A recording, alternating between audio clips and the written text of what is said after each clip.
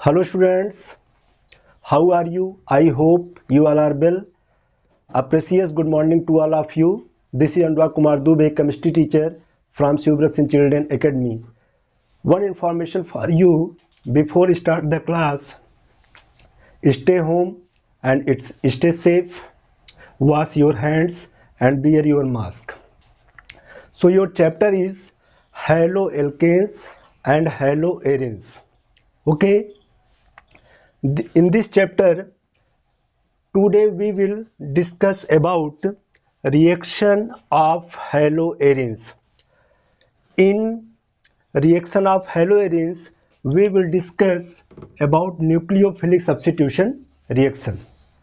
Okay तो जब हमने हैलोएल्केन और हैलोएरेन्स पढ़ा था, हैलोएल्केन्स का केमिकल रिएक्शन कंप्लीटली समाप्त हो चुका है और उसमें हमने देखा था कि haloalkanes always give nucleophilic substitution reaction. Okay, आज हमको ये पढ़ना है कि रिएक्शन ऑफ हैलोएरेन्स में न्यूक्लियोफिलिक सब्स्टिट्यूशन रिएक्शन होता है या नहीं होता है. ठीक, तो हैलोएरेन्स बनाने के लिए हम करते क्या हैं? First of all we will make a benzene ring. एक बेंजीन रिंग बनाएंगे और उसके ऊपर हम हैलोजन एटम को अटैच कर देते हैं. दिस इज द हैलो और this is the arenes. Name क्या होगा? हैलोएरेन्स. और इसके पहले हमने पढ़ा था हैलोएल्केन में जैसे CH3Cl या हम लेते थे R बॉन्ड X. ओके, तो हमको पता है कि ये एशियन रिएक्शन देता है, मतलब न्यूक्लियोफिलिक सब्स्टिट्यूशन रिएक्शन देता है. कौन? हैलोएल्केन. बट हैलोएरेन्स देता है कि नहीं देता है, इसी के बारे में हमें क्या है डिस्कस करना है. ओके, तो हम बता दें आपको, I want to tell you haloarenes does not give Asian reaction, nucleophilic substitution reaction, और you can say haloarenes extremely less reactive, extremely less reactive towards Asian reaction. Okay, haloarenes हमारा Asian reaction या nucleophilic substitution reaction नहीं देता है या ये बहुत ही less reactive होता है. ठीक है, तो nucleophilic substitution reaction in haloarenes is not possible. Possible नहीं होता है, but in critical condition, critical condition में ही ये केवल पॉसिबल होता है. ये क्यों नहीं पॉसिबल होता है, उसी के बारे में हम डिस्कस करेंगे. तो हमने क्या बताया कि aryl halides extremely unreactive towards nucleophilic substitution reaction due to following reasons, due to following reasons. तो ये हमारा हैलोएरेन्स है X, ये अनरिएक्टिव होता है किसकी वजह से? या न्यूक्लियोफिलिक सब्स्टिट्यूशन रिएक्शन नहीं देता है due to following reason. First reason, due to resonance, due to resonance, और you can say due to double bond character. Okay, तो रेजोनेंस में सबसे पहले हम क्या करते हैं, जैसे ये हमारा है बेंजीन रिंग, बेंजीन रिंग, और यहाँ पे हमारा है Cl. ओके, और RX की बात करें, अगर हैलोएल्केन की बात करें तो इसमें रेजोनेंस पॉसिबल नहीं है. Resonance is not possible in haloalkanes, but resonance possible in haloarenes. Haloarenes में रेजोनेंस जो है वो पॉसिबल है. अब हमको पता है क्लोरीन के बैलेंस सेल में 7 इलेक्ट्रॉन होते हैं, 2 2 4 2 6 एंड 1 एक बॉन्ड बना लिया, क्या हो गया हमारा 7. ओके, तो अब ये जो हमारा लोन पेयर इलेक्ट्रॉन है, हमको पता है कि ये इलेक्ट्रॉन देगा, तो यहाँ पे आएगा -I इफेक्ट. लेकिन इसके साथ जान लीजिए कि इनमें +R इफेक्ट भी होता है. समझिए इस बात को, -I इफेक्ट और +R इफेक्ट दोनों इफेक्ट होता है. इसकी वजह से ये क्या करेगा, इलेक्ट्रॉन को यहाँ पर शिफ्ट करेगा. तो इलेक्ट्रॉन जब यहाँ पे शिफ्ट होगा तो अगला जो रिजोनेटिंग स्ट्रक्चर हमारा फॉर्म होगा, इलेक्ट्रॉन यहाँ पे शिफ्ट होगा तो यहाँ पे हो जाएगा डबल बॉन्ड, ओके, Cl, और यहाँ पे शिफ्ट होगा तो इस पे चार्ज आ जाएगा पॉजिटिव चार्ज, ओके, और इलेक्ट्रॉन बचेगा 2n2 4। और जब यहाँ पे आएगा तो यहाँ पे पाई बॉन्ड है, तो अब देखिए ये इलेक्ट्रॉन शिफ्ट होगा तो यहाँ पे टोटल 5 बॉन्ड बन जाएगा, 1 एक डबल बॉन्ड, 1 2 3 4 5, तो पाई बॉन्ड, तो यहाँ से ये पाई बॉन्ड यहाँ पे शिफ्ट होगा तो इस पे चार्ज आ जाएगा नेगेटिव चार्ज, ओके, और यहाँ पे क्या है हमारा पाई बॉन्ड और यहाँ पे है पाई बॉन्ड, ओके। अब नेक्स्ट रिजोनेटिंग स्ट्रक्चर में ये हमारा नेगेटिव चार्ज फिर यहाँ शिफ्ट होगा और ये पाई बॉन्ड यहाँ शिफ्ट होगा, तो अगला रिजोनेटिंग स्ट्रक्चर जो फॉर्म होगा हमारा वो ये होगा, double bond Cl positive charge, okay, और यहाँ पे हो जाएगा पाई बॉन्ड और यहाँ पे आ गया नेगेटिव चार्ज और यहाँ पे पाई बॉन्ड, ओके। फिर रिजोनेंस होगा, ये पाई बॉन्ड हमारा यहाँ शिफ्ट होगा और ये डबल बॉन्ड यहाँ पे शिफ्ट होगा, तो अगला रिजोनेटिंग स्ट्रक्चर जो फॉर्म होगा वो ये होगा, ये शिफ्ट हुआ यहाँ पे तो यहाँ पे हो गया पाई बॉन्ड, यहाँ पे ऑलरेडी पाई बॉन्ड है, ये यहाँ पे शिफ्ट हुआ तो यहाँ पे आ गया नेगेटिव चार्ज और यहाँ पे डबल बॉन्ड और Cl पॉजिटिव चार्ज और लोन पेयर इलेक्ट्रॉन, ओके। अभी एक रिजोनेटिंग स्ट्रक्चर और पॉसिबल है, ये यहाँ पे शिफ्ट हो गया और ये फिर यहाँ पे शिफ्ट हो गया, ओके।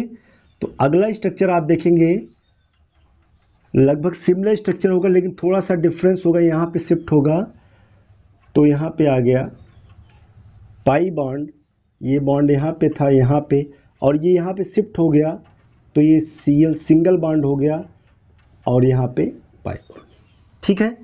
अब देखिए इस रिजोनेंस में जो ये इलेक्ट्रॉन है वो लगातार क्या हो रहा है, ये नेगेटिव चार्ज लगातार डीलोकलाइज कर रहा है और ये चीज़ें लगातार नॉन स्टॉप चलती रहेंगी, लगातार रिजोनेंस होता रहेगा। तो यहाँ पे एक बॉन्ड आएगा जिसको हम बोलते हैं पार्शियल डबल बॉन्ड, ओके। तो यहाँ पे partial double bond character develop होगा जिसका बॉन्ड आर्डर होगा 1.5, ओके। 1 नहीं होगा, सिंगल बॉन्ड होता तो हम कहते बॉन्ड आर्डर 1 होता, लेकिन ड्यू टू रिजोनेंस के कारण, ओके, यहाँ पे एक पाई बॉन्ड का कैरेक्टर डेवलप हो जाता है जिससे बॉन्ड आर्डर कितना हो जाएगा 1.5 हो जाएगा, ओके। तो बॉन्ड आर्डर ड्यू टू 1.5 की वजह से इसका जो बॉन्ड लेंथ है वो कम हो जाएगा, so large amount of energy required to break this bond, okay. इस बॉन्ड को ब्रेक करने के लिए हमको ज़्यादा एनर्जी की रिक्वायरमेंट होगी। न्यूक्लियोफिलिक सब्स्टिट्यूशन रिएक्शन होगा कैसे कि कोई भी न्यूक्लियोफाइल Nu आए और यहाँ पे अटैक करे और Cl यहाँ से निकल जाए और यहाँ पे Nu आकर के ऐड हो जाए, तो उसे हम कहेंगे nucleophilic substitution reaction. But due to, लेकिन हम यहाँ पे नोट करके लिखेंगे, due to partial pi bond या ड्यू टू पार्शियल या due to double bond character लिख सकते हैं, due to double bond character, due to double bond character SN reaction मतलब nucleophilic substitution reaction is not possible, okay. तो वहाँ पर nucleophilic substitution reaction possible नहीं होता है हेलो एरेंस में due to double bond character. और ये डबल बॉन्ड कैरेक्टर कैसे आता है, बाय द रिजोनेंस के द्वारा। So we can say that haloarenes extremely unreactive towards nucleophilic substitution reaction, first reason due to resonance or you can say due to double bond character। Clear, समझ में आ गया होगा आपको। Second condition है, second reason hybridisation,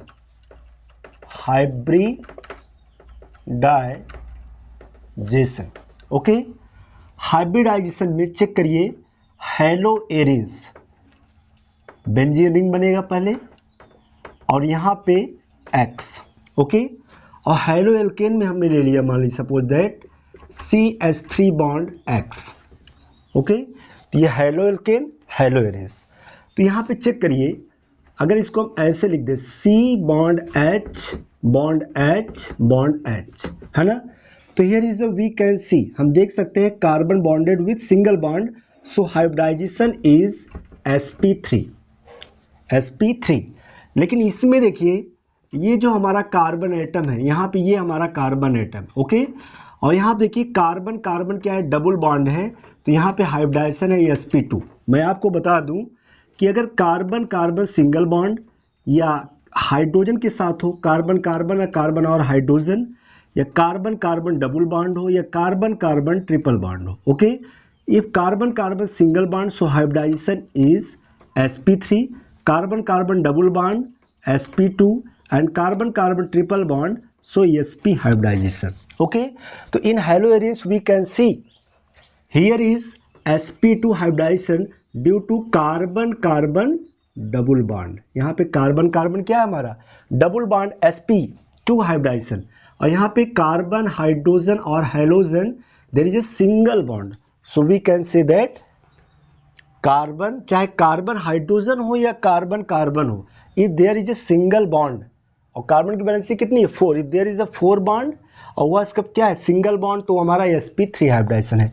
अब इसमें देखिए sp3 हाइब्रिडाइजेशन में जो s कैरेक्टर है हमारा, s कैरेक्टर देखते हैं कि अब यहाँ पे कि 1 s एंड p कितने हैं 3, तो यहाँ पे s कैरेक्टर कितना हुआ 25%, और 75% कौन सा हो गया s कैरेक्टर, p कैरेक्टर, है ना।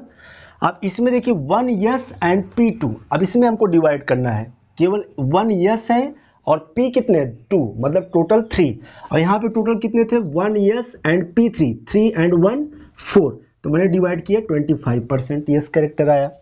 अब 3 में डिवाइड करेंगे तो यस कैरेक्टर कितना आएगा 33%, okay.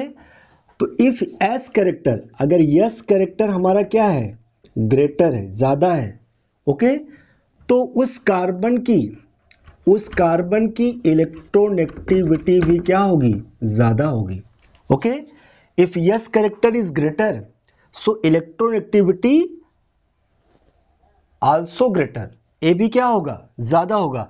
If electronegativity is greater, अगर इलेक्ट्रोनेगेटिविटी यहाँ पे ज़्यादा है तो ये क्या करेगा, इस इलेक्ट्रॉन को अपनी तरफ अट्रैक्ट करेगा।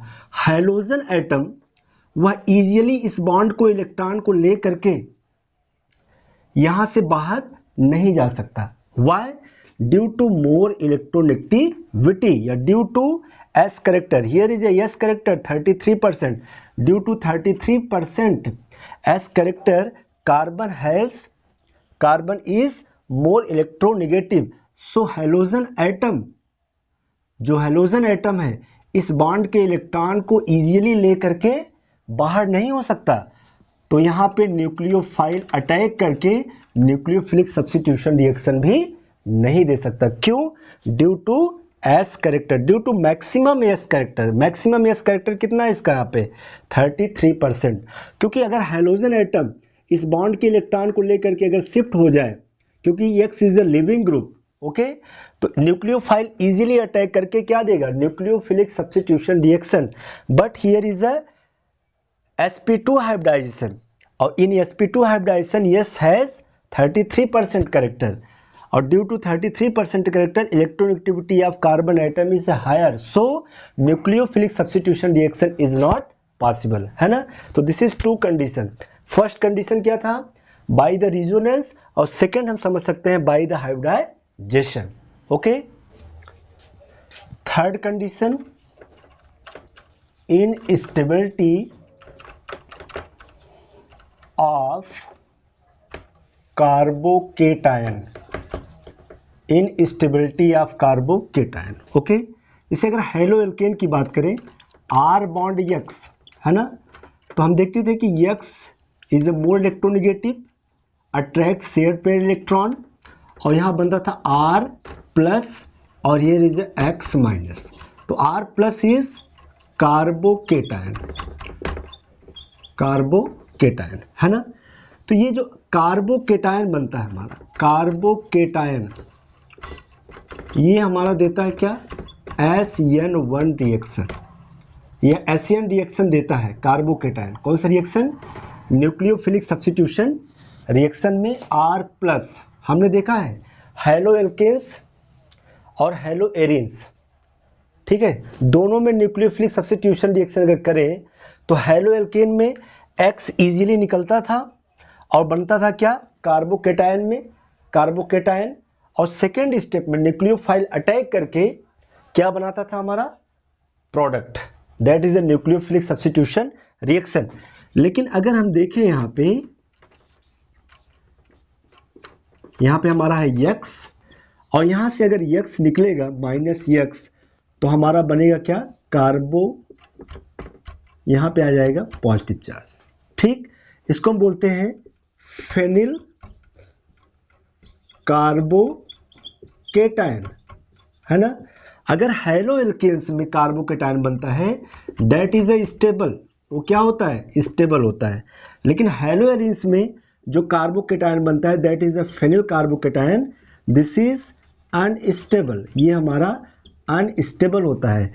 If phenyl carbocation is unstable, so nucleophilic substitution reaction और SN reaction is not possible. तो यहाँ पर भी SN1 रिएक्शन पॉसिबल नहीं है। मैंने आपको 3 कंडीशन बताया, फर्स्ट रेजोनेंस जिसकी वजह से न्यूक्लियोफिलिक सब्स्टिट्यूशन रिएक्शन नहीं देता है हेलो एरिन्स, सेकेंड हाइब्रिडाइजेशन जिसमें यस कैरेक्टर जो है ज़्यादा होता है 33%, और थर्ड इनस्टेबिलिटी ऑफ कार्बोकेटायन। हमको पता है हेलो एल्केन से जो कार्बोकेटायन बनता है that is a stable, but hello Erin से जो कार्बोकेटायन बनता है that is a unstable. If hello arenes carbocation is unstable, so nucleophilic substitution reaction does not takes place. Okay, तो सबसे न्यूक्लियोफिलिक सब्स्टिट्यूशन रिएक्शन नहीं होता है, या nucleophilic substitution reaction is not possible. Okay,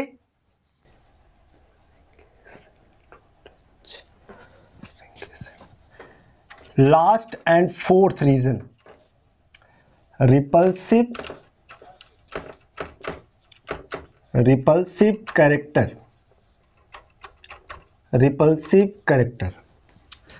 okay, अब यहां पे हम देखें, this is the benzene ring और this is the halogen atom. Okay, अब देखिए ये जो हमारा हैलो एरिस है, ये जो सिस्टम है, ये रिंग जो है हमारा, रिंग इज इलेक्ट्रॉन रिच।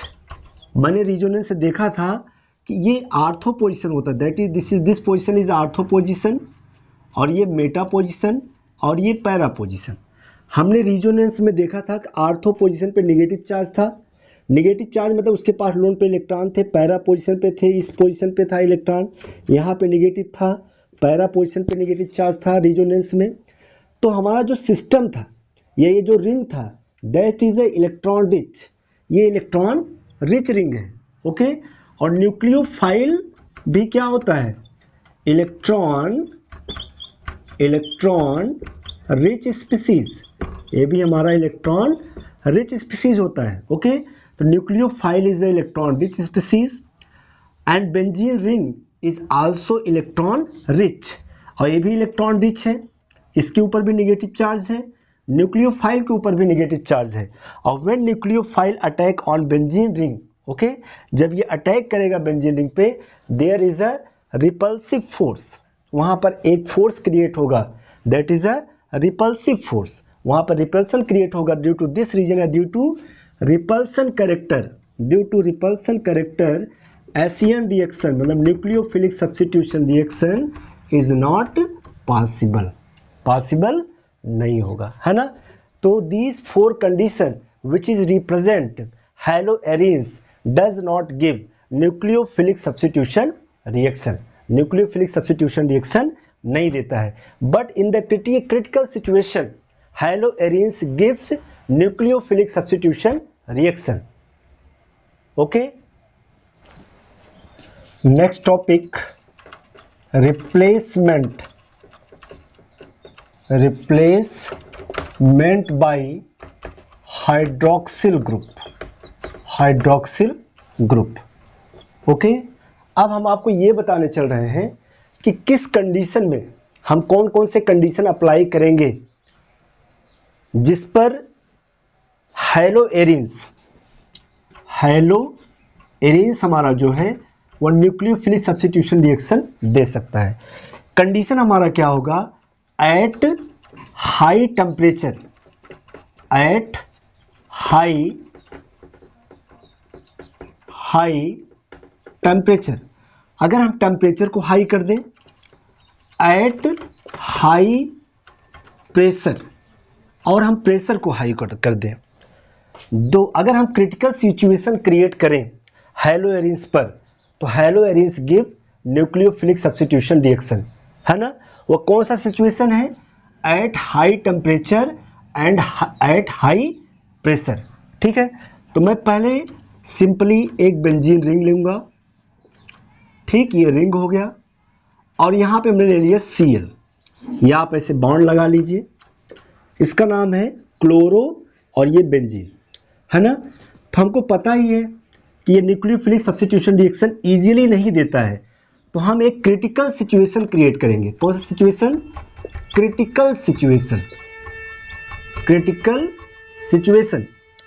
वह क्रिटिकल सिचुएशन कौन सा होगा, अगर हम टेम्परेचर कर दे कितना 623 केल्विन और प्रेशर कर दे 300 atm एटमॉस्फेरिक प्रेशर। ओके, और हम यहाँ पे ले लें क्या, NaOH, स्ट्रॉन्ग न्यूक्लियोफाइल या स्ट्रॉन्ग बेस। NaOH से हमें न्यूक्लियोफाइल क्या मिलेगा, OH माइनस। अगर ये कंडीशन क्रिएट कर दे, पहला टेम्परेचर कितना कर दें 623 केल्विन, बहुत ज़्यादा कर दें, एंड प्रेशर भी कितना रखें हम 300 atm एटमॉस्फेरिक प्रेशर, तो ये जो NaOH में से जो OH माइनस होगा वह इस Cl को सब्स्टिट्यूट कर देगा, और Cl यहाँ से बाहर होगा, और सीधे हमको जो प्रोडक्ट मिलेगा वह हमको मिलेगा यहाँ पे OH, और बन जाएगा हमारा फिनॉल। ओके, ये चीज़ हमारा बन के तैयार होगा, लेकिन कब, in critical situation when temperature कितना हो 623 kelvin and pressure is 300 atm। Clear, समझ में आता है सबको। चलिए,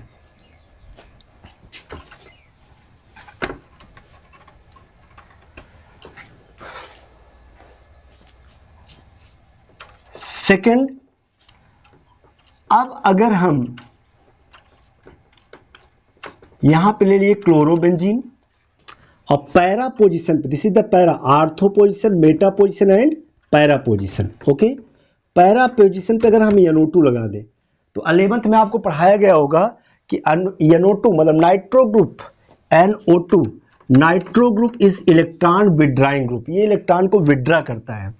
ओके, हमको पता है कि सिस्टम पे, मैंने अभी यही बताया था, ड्यू टू रिपल्सिव कैरेक्टर, हमको पता है कि ring is a electron rich, ये इलेक्ट्रॉन रिच है, और न्यूक्लियोफाइल भी इलेक्ट्रॉन रिच है, तो इजीली न्यूक्लियोफिलिक सब्स्टिट्यूशन रिएक्शन नहीं देता है। तो ये NO2 ग्रुप हमारा क्या है, इलेक्ट्रॉन विड्राइंग, ये क्या करेगा, इस रिंग से इलेक्ट्रॉन को विड्रा करेगा, क्योंकि इलेक्ट्रॉन विड्राइंग ग्रुप है, और जब विड्रा करेगा तो इलेक्ट्रॉन की जो डेंसिटी है वो कम होगी, और चार्ज कौन सा आएगा, positive charge, which is represent electron deficiency, जो क्या रिप्रेजेंट करेगा, इलेक्ट्रॉन डिफिशियंसी। अगर आप पैरा पोजीशन पे NO2 को लगा देते हैं, ठीक है, तो जो टेम्परेचर है वो थोड़ा सा अगर हम कम कर दें, वहां पे कितना लेते थे 623 केल्विन, अब यहाँ पे अगर हम 443 केल्विन ले लें टेम्परेचर, ओके, और प्रेशर भी हम कम कर दें, और बस टेम्परेचर हम कितना कर दें 443, और हम क्या ले लें NaOH, जहां से हम न्यूक्लियोफाइल प्रोड्यूस करेंगे OH माइनस, और थर्ड अगर हम यहाँ एसिडिक मीडियम रखें H प्लस। अब देखिए, हमने due to presence of nitro group at the para position पर नाइट्रो ग्रुप मैंने लगा दिया, तो ये सिस्टम से क्या करेगा, इलेक्ट्रॉन को विड्रा करेगा। जो हमारा रिंग इलेक्ट्रॉन रिच था वह कुछ इलेक्ट्रॉन को क्या करेगा, कवर करेगा, कुछ इलेक्ट्रॉन को अपनी तरफ अट्रैक्ट करेगा, जिससे सिस्टम पर इलेक्ट्रॉन की डिफिशियंसी होगी और न्यूक्लियोफिलिक सब्स्टिट्यूशन रिएक्शन इजी हो जाएगा एट दिस टेम्परेचर, इस टेम्परेचर पर। टेम्परेचर हमने कम कर दिया, क्यों? Due to presence of nitro group, क्योंकि ये इलेक्ट्रॉन विड्राइंग ग्रुप है, ये इलेक्ट्रॉन को विड्रा करेगा जिससे इलेक्ट्रॉन की डेंसिटी कम होगी। तो 623 केल्विन न करके हम 443 केल्विन पर ये रिएक्शन इजीली कर सकते हैं। अब इजी वे में हमारा ये देखिए प्रोडक्ट बन के तैयार हो गया। यहाँ पे क्या हो जाएगा, OH, Cl निकल जाएगा, OH माइनस ऐड हो जाएगा, SN1 रिएक्शन, SN रिएक्शन मतलब न्यूक्लियोफिलिक सब्स्टिट्यूशन रिएक्शन, और यहाँ पे NO2। इसका नेम क्या होगा, पैरा नाइट्रोफिनॉल। इतना तो हम बोलते हैं क्या, फिनॉल। ओके, अब यहाँ पैरा पोजीशन पर नाइट्रो लगा है तो हम कहेंगे para nitrophenol. Okay, next condition,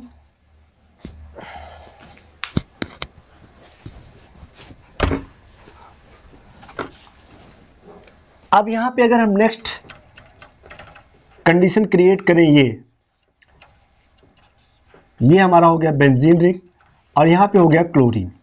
ठीक, अब हम आर्थो पोजीशन पे भी NO2 लगा दें और यहां पर भी हम NO2 लगा दें, पैरा पोजीशन पे भी।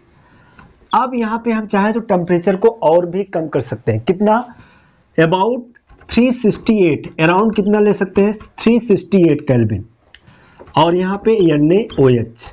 अब देखिए यहाँ पे टेम्परेचर को मैंने और कम कर दिया, क्यों? Due to presence of 2 electron withdrawing group, एक आर्थो पोजीशन पर और दूसरा पैरा पोजीशन पर। अब ये इलेक्ट्रॉन को विड्रा करेंगे तो इलेक्ट्रॉन की डिफिशियंसी होगी, और इलेक्ट्रॉन की डिफिशियंसी होगी तो इजीली जो OH माइनस होगा, NaOH में से जो OH माइनस होगा वह इजीली अटैक करेगा यहाँ पे, और यहाँ से निकल जाएगा Cl माइनस, और हमारा जो प्रोडक्ट देगा, प्रोडक्ट हमारा बनेगा यहाँ पे OH और यहाँ पे NO2 और यहाँ पे NO2, है ना। अब यहाँ पे क्या हो जाएगा, 1 2 3 4 मतलब 2,4 डाइनाइट्रोफिनॉल। 2,4 डाइनाइट्रो मतलब 2 नाइट्रो ग्रुप है, तो 2 पे है और 4 पे, 2,4 डाइनाइट्रोफिनॉल, है ना। तो ये रिएक्शन देख रहे हैं और भी कम टेम्परेचर पे मिल रहा है, क्यों? Due to presence of electron withdrawing group. अब जैसे हम इलेक्ट्रॉन विड्राइंग ग्रुप एक और लेते हैं, ये हमारा है, यहां पे है हमारा Cl, यहां पे है NO2 और पैरा पोजीशन पे भी है NO2 और यहां पर भी हमारा है NO2, सॉरी यहां पे NO2 नाइट्रो, है ना। मतलब 2 4 यहाँ पे होगा 1 2 3 4 5 6 मतलब 2 4 6 ट्राई नाइट्रो क्लोरोबेंजीन। ठीक है, अब देखिए यहाँ पर there is a 3 nitro group, there is a 3 nitro group, यहाँ पर 3 नाइट्रो ग्रुप है। तो यहाँ पे हमें टेम्परेचर जाना है, बस केवल थोड़ा सा हमें क्या करना पड़ेगा, वार्म करना पड़ेगा, थोड़ा सा गर्म करेंगे और हम ले लेंगे क्या, NaOH, और यहाँ से OH माइनस इजीली यहाँ पे अटैक करेगा, क्योंकि due to presence of 3 nitro group या due to presence of 3 withdrawing group, है ना, इलेक्ट्रॉन डेंसिटी डिक्रीजेस, इलेक्ट्रॉन की डेंसिटी क्या होगी रिंग पर, डिक्रीज होगी। So easily OH minus or nucleophile attack on benzene ring and give SN reaction or nucleophilic substitution reaction. Easily SN reaction देगा या nucleophilic substitution reaction देगा। यहाँ पे हो जाएगा OH और यहाँ पे हो जाएगा NO2 और यहाँ पर भी NO2 और यहाँ पर भी NO2। अब इसका IPAC नेम क्या होगा, 1 2 3 4 5 6 मतलब 2 4 6 मतलब क्या लिखेंगे 2 4 6 ट्राई नाइट्रो और क्या बच रहा है phenol. Okay, 2 4 6 tri nitro phenol, clear है ना। लेकिन एक चीज ध्यान दीजिए, मैंने NO2 ग्रुप को पैरा पोजीशन पे नहीं लगाया। ठीक है, पैरा पोजीशन पे इसलिए नहीं लगाया कि जब आपने रिजोनेंस किया था, रिजोनेटिंग स्ट्रक्चर में जो हमें नेगेटिव चार्ज दिख रहे थे वह या तो आर्थो पोजीशन पे दिख रहा था या तो हमको पैरा पोजीशन पे दिख रहा था, ortho position as well as para position पर दिख रहा था। अगर NO2 ग्रुप आर्थो और पैरा पोजीशन पे होगा NO2 ग्रुप अगर आर्थो या पैरा पोजीशन पे होगा तो वह इलेक्ट्रॉन को विड्रॉ करेगा और बेंजीन रिंग पर इलेक्ट्रॉन की डेंसिटी कम होगी। और बेंजीन रिंग पर अगर इलेक्ट्रॉन की डेंसिटी कम होगी तो न्यूक्लियोफिलिक सब्स्टिट्यूशन रिएक्शन देगा। लेकिन रिजोनेंस में जो नेगेटिव चार्ज है वह मेटा पोजीशन पे आता ही नहीं है, ठीक है, वह मेटा पोजीशन पे आता ही नहीं है। अगर मेटा पोजीशन पे NO2 को हम लगा भी देंगे तो उस नेगेटिव चार्ज को वहां पे बैलेंस नहीं करेगा, ठीक है, या उसको कवर नहीं करेगा। और कवर नहीं करेगा तो उससे इलेक्ट्रॉन की डेंसिटी पर कोई इफेक्ट नहीं होगा, इलेक्ट्रॉन की डेंसिटी डिक्रीज होगी ही नहीं, तो वहां पर न्यूक्लियोफिलिक सब्स्टिट्यूशन रिएक्शन नहीं देगा, है ना। इसका मतलब कि अगर नाइट्रो ग्रुप हमारा जो NO2 है, nitro group NO2 nitro group is present at the ortho position and para position, अगर आर्थो और पैरा पोजीशन पे है नाइट्रो ग्रुप तो वहां पर रिएक्टिविटी ग्रेटर होगी, रिएक्टिविटी क्या होगी, ज्यादा होगी, और ज्यादा होगी तो एशियन रिएक्शन पॉसिबल होगा, मतलब न्यूक्लियोफिलिक सब्स्टिट्यूशन रिएक्शन पॉसिबल होगा। But at the Meta position, if NO2 group add at the meta position, so there is nucleophilic substitution reaction is not possible. Okay, सिर्फ कहां पे, आर्थो और para position पे होगा। Okay, तो आज के लिए इतना काफी है, इसको आप अच्छे से पढ़िए, ध्यान से समझिए, ठीक है, इसको रिवाइज करिए। अगर कोई क्वेश्चन नहीं समझ में आता है तो आप हमसे पूछिए, हम आपको उसका सलूशन तुरंत देंगे। Thank you.